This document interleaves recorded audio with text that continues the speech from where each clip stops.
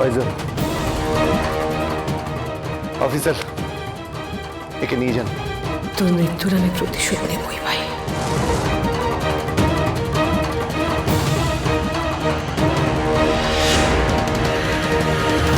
এখনো জাস্ট ভাবতে পারছি না, পূর্বের ওই সৎ ভাই আমাদের বাড়িতে এরকম করে লুকিয়ে বসেছিল, আর আমাদের বাড়িতে বসে আমাদের চোখের সামনে নারী পাচার চক্র চালাচ্ছিল আমাদের বাড়ি থেকে।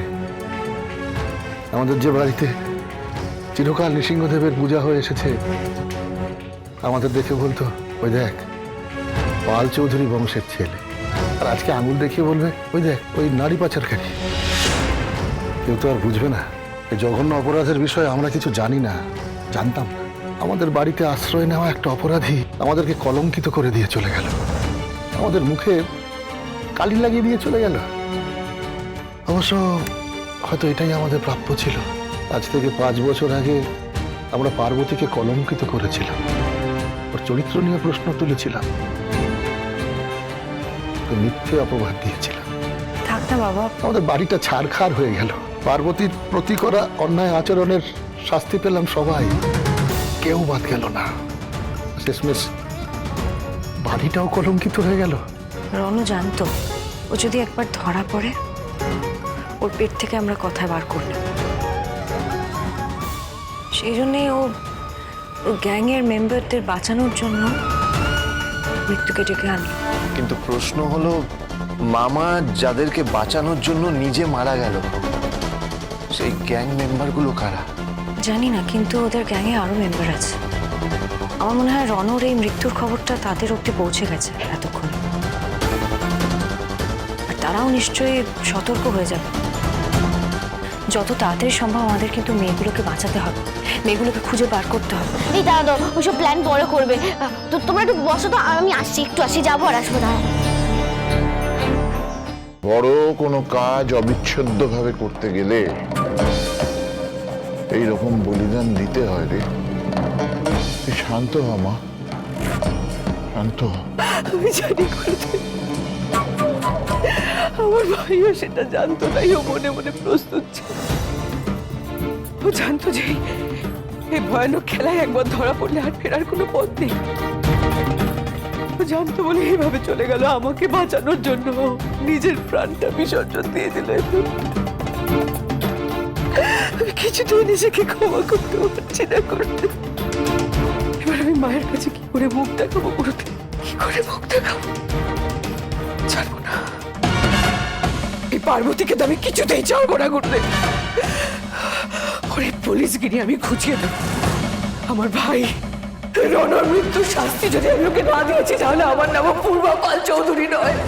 এর বদলা তো আমি নেবই। আমার ভাইয়ের এই অকাল মৃত্যুর জন্য তোকে পড়ায় গন্ডায় মাসুল দিতে হবে পার্বতী। তুই নিজেও জানিস না এর কি ভয়ঙ্কর পরিণতি অপেক্ষা করছে তোর জন্য। এই যে এই যে এই যে এই যে এই যে এসে গেছি। এই যে বলেছিলাম না যে এই দুজনের বিয়ে দেবো, এ হলো দেব, এ হলো পার্বতী, এদের দুজনের বিয়ে দেবো। পারো, কি বলছিসটা কি তুই? কেন, তোকে তো আগেই বলেছি যে দেব পার্বতীর বিয়ে দেবো আমি। আরো কি সব যাতা বলছিস? দেব পার্বতীর বিয়ে মানে? পারো পারো, একটু শান্ত হ বাবু, শান্ত হ। পারো, তুই শান্ত হয়ে বসতো এখানে। না না না না না, আমি কারোর কথা শুনবো না। দাঁড়া পার্বতী, কোথায় যাচ্ছিস? সারা জীবন কি এইভাবে সত্যিটাকে লুকিয়ে থাকবি? এতকাল কষ্ট করে, যন্ত্রণা সহ্য করে তুই যে সত্যিটাকে গোপন করে রেখেছিস, সে সত্যিটা সবার জানা দরকার। শোন না পার্বতী, এতকাল একটা কষ্ট বুকের ভেতর পাথর চাপা দিয়ে রেখেছে। যখন আমরা সবাই বিশ্বাস করে ফেলেছিলাম পারো আর নেই, তখন দেব একমাত্র বিশ্বাস করতো যে পারো বেঁচে আছে, পারো ফিরবে। দেবের ওই পাগল প্রায় অবস্থা দেখে পূর্বা দেবের আবার বিয়ে দেওয়ার সিদ্ধান্ত নিয়েছিল। আমরা জানতে পারি শ্যামপুকুরে একটা জাগ্রত শিব মন্দির আছে, তিনি সবার মনস্কামনা পূর্ণ করেন। সে শ্যামপুকুরে গিয়েই আমরা পার্বতীর দেখা পাই। তারপর নানান কঠিন পরিস্থিতির মধ্যে দেব আর পার্বতীর বিয়ে হয়ে যায়। বলা যায় আমার দেব আমাদের সকলকে বাঁচাবার জন্য বাধ্য হয়ে বিয়েটা করেছিল। কি বলছো কাকাই? দেব পার্বতীর বিয়ে? হ্যাঁ, দেব আর পার্বতীর বিয়ে দেওয়া হয়েছিল। তারপরে পার্বতী যখন নতুন বউ হয়ে এ বাড়িতে আসে, তখন দেবের অনেক দুর্ব্যবহার সহ্য করেও ও নিজেকে মানিয়ে নিয়েছিল। ধীরে ধীরে এ বাড়িতে থাকার যোগ্যতা অর্জন করে নিয়েছিল। একদিন পারো ফিরে এলো, আর ও আমাদের সকলকে কিচ্ছু না বুঝতে দিয়ে, না জানতে দিয়ে নিশ্চুপে এই বাড়ি থেকে সরে গেল। পার্বতী, আমাকে ক্ষমা করে দে যে তুই আমার প্রাণ বাঁচিয়েছিলি। তোর প্রাণ বাঁচিয়েছিল পার্বতী?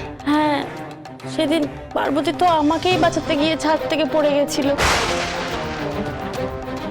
সত্যি পার্বতীর কাছে চিরকৃতজ্ঞ। বাবা, তুমি এই কথাগুলো কেন বলছো আমি বুঝতে পারছি না।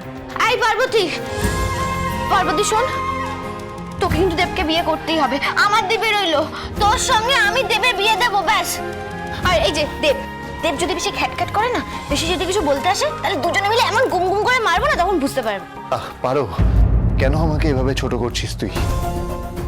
যত যাই অজুহাত দিক না কেন, ও আমাকে ছেড়ে চলে গেছিল। আমি সব সময় ওর পাশে ছিলাম, তাও আমার পাশে থাকেনি। ও আমাকে ছেড়ে, আমাদের বাড়িকে ছেড়ে চলে গেছিল। আপনি বেশি বোঝেন। এই পার্বতী, পার্বতী দেখেছো? হ্যাঁ, তোর কথা শুনে ও চলে গেল না? যা যা, ওর মান ভাঙায় যা, যা মান ভাঙিয়ে নিয়ে যা। আমি পারবো না। ও যা না বাবা, যা না, যা যা যা। উফ, সত্যি কিচ্ছু বোঝেন। পার্বতী, পার্বতী শোনো। আমি আপনার কোনো কথা শুনবো না। আপনি আমার সাথে সব সময় দুর্ব্যবহার করেন। আমি কিচ্ছু বলি না, তাই না? বাবা। আমি কি সবকিছু সহ্য করবো? আমি কিছু বলি না বলে? আরে আমার কথাটা তো শোনো আমি তুমি। আপনার কোনো কথা শুনবো না। শুনবে না? না। ঠিক আছে, শুনো না, কিন্তু কাল আমি তোমার ব্যাপারে কি কি বলেছি, আমি মনে মনে কি ভাবি, সেটা তো তুমি শুনেছো। মানে? হ্যাঁ, তুমি লুকিয়ে লুকিয়ে দাঁড়িয়ে শুনছিলে না? এখন আমি পার্বতীকে নিয়ে গর্ব করি। পার্বতীকে আমার ভালো লাগে। পার্বতীকে আমি আমি লুকিয়ে লুকিয়ে কিচ্ছু শুনিনি। আচ্ছা আচ্ছা, শোনোনি তাই না? তাহলে একজন তো দাঁড়িয়ে শুনছিল, একটা গাইয়া ভূত। আমি খেয়াল করলাম, ওটা কে ছিল বলো তো? কি বললেন? হ্যাঁ, গাইয়া ভূত একটা কি দাঁড়িয়ে। বললেন? আরেকবার বলুন। গাইয়া ভূত। আমি গাইয়া ভূত? আমি আপনাকে মেরেই ফেলবো। আপনি কি করছো? দাঁড়ান। আবার কোথায় চলে গেল? এটা কি করছো? আপনি ওই গাইয়া ভূত আরে কেন তুমি মারবে বললেন? নাকি আমাকে? কেন বললেন গাইয়া ভূত? শোনো বলুন। পার্বতী। না, আগে আপনি বলুন আরে কেন দাঁড়াও। গাইয়া ভূত?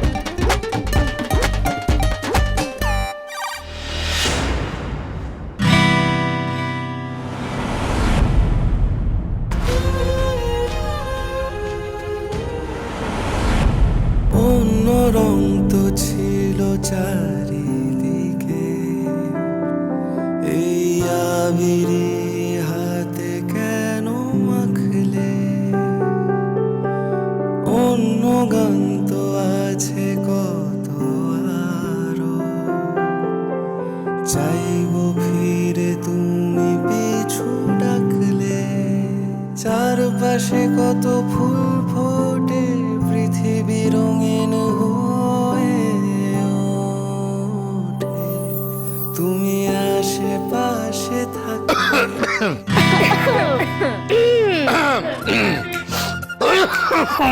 সরি, বলছিলাম যে এই শোন না, বলছি যে বড় বউ তো রাজি, তাহলে এবার বিয়ের আয়োজনটা সেরেই ফেলা যায়।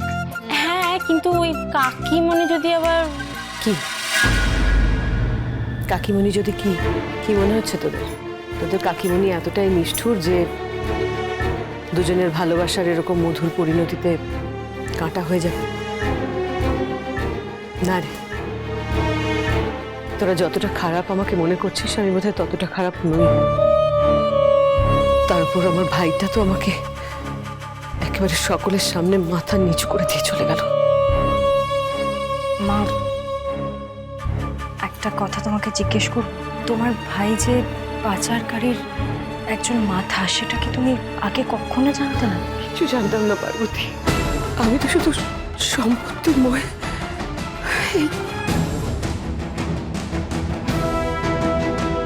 সেটাই আমার কাল হলো বুঝলি।